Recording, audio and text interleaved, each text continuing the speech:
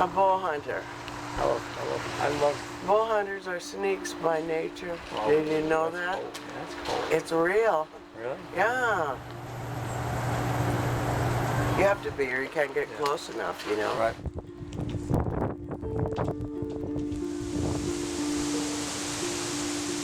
I've been blessed to be able to travel to so many interesting places and meet so many different people. People from different backgrounds and social classes. Yeah, I'm trying to get his face in. You don't want his face in. Que está entre medio de We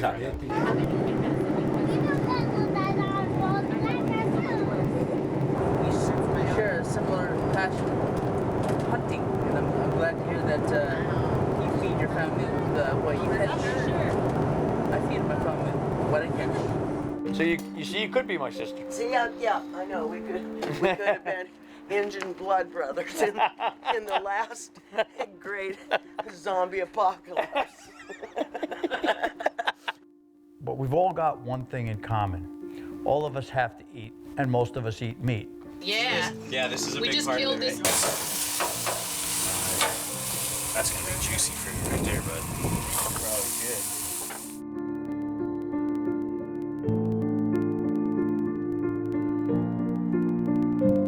I'm a hunter, and I choose which life will end to feed my family and myself.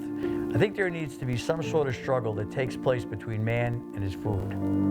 I think it keeps me grounded, and I definitely have a healthy respect for life and death.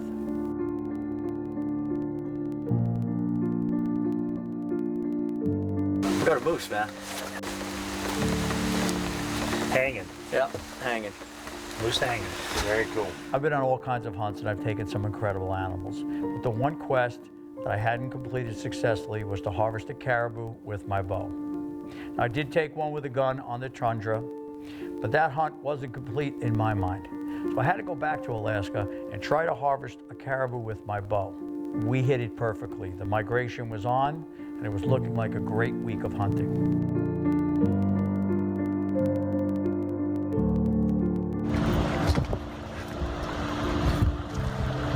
What do you say? It's Alaska. I say Alaska. Yeah. Gotta love the weather, man.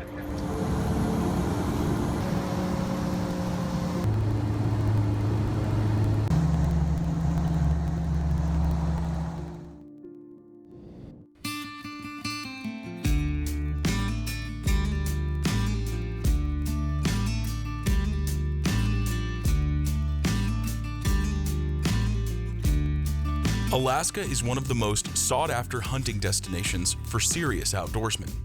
Its beauty is vast, and the landscapes are unforgiving.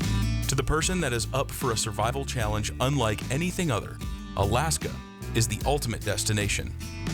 After months of preparation, today is the start of what is sure to be a great challenge for Gus and his crew: spot and stalk caribou hunting on the Ambler River. That was sick. Looking for? That was so good, man. Alaska. What can you say about a place like this? You know, I'm in heaven right now. This is a place that I don't know, I'm not from Alaska, but I couldn't wait till I got here, and I didn't even know it till the first time I came. It's just been so incredible, and the allure to come back here is just so strong. I can't wait to get back.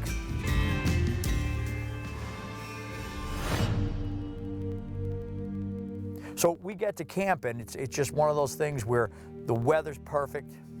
A little cold, but you know, you can expect that in Alaska. We don't have a lot of ice on the river, so it was great. And we got here, and as soon as we're pulling in, you know, we're starting to see caribou. Billy drops us off. He's gonna see us in 10 days, and our hunt was on. I think what we'll do is first thing in the morning, get up here. We can glass from here. We could see this whole valley, a good stretch of this river. Kind of make a plan if we do see some caribou. We watched some young bulls swim across the river, some cows. It was cool to see them. It was our first day here. So I think tomorrow morning we're going to get up on this vantage point, we can glass this whole valley, most of the river, the stretch of river that we're on, and just wait for some caribou to come through, make a plan, and get after them.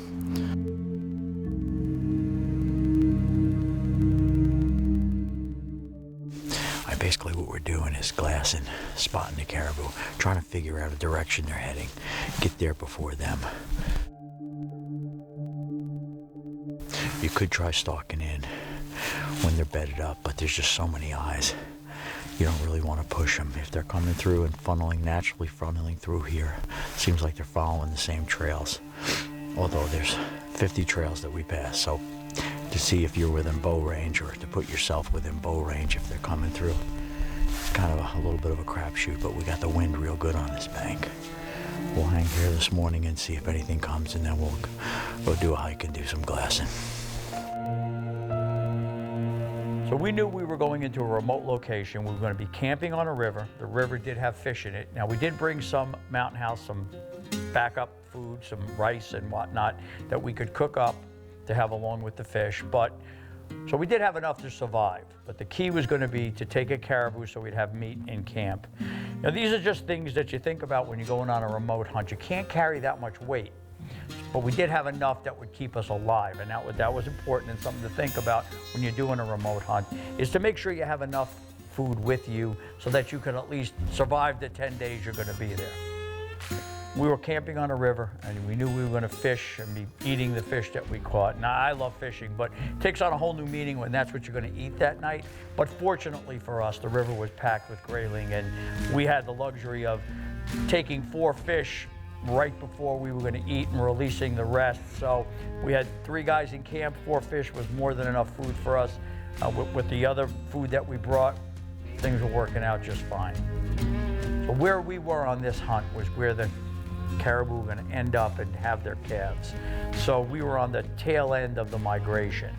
So we knew where they were coming from, but the only way to tell where these caribou were, what trails they were using, was just to get out there and scout. You need to be glassing, you need to see where these caribou were going. I mean, we must have crossed 50 or 60 different trails in a small stretch of river. So they could have crossed anywhere. And to get them within bow range was going to be the challenge on this hunt.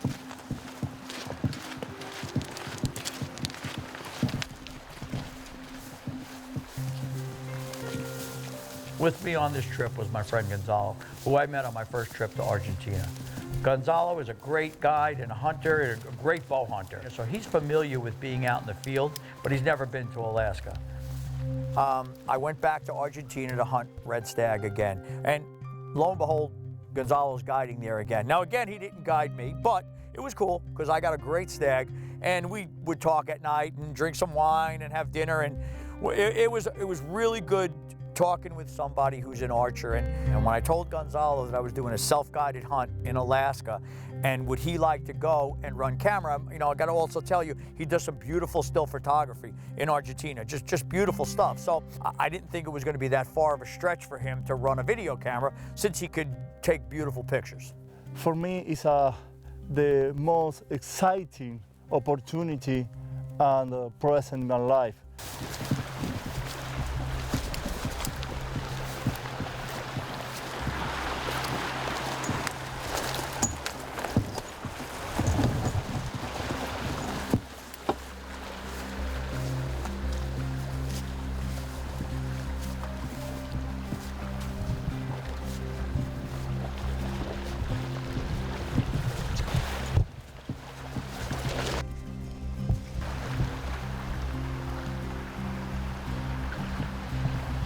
With so many caribou in such close proximity to one another, finding the space to make a clean shot without wounding another caribou is next to impossible.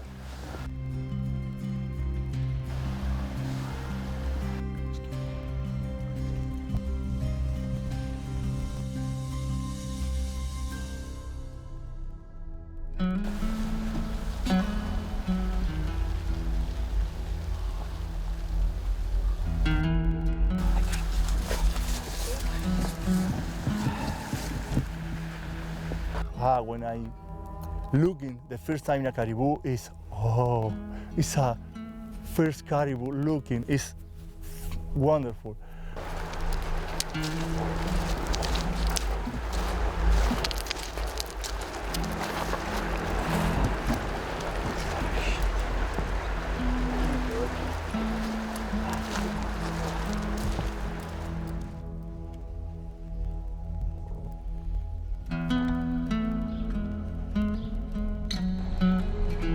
One of the hardest things for me was judging caribou. And you couple that with the fact that most of the larger bulls were traveling surrounded by the rest of the herd. If you don't see caribou all the time, it's really tough to make a determination on the actual scoring of the animal. And look, I just wanted to take a good bull. Another concern I had was an arrow passing through the animal I was shooting at and hitting another animal. The last thing you wanted to do was wound a second animal.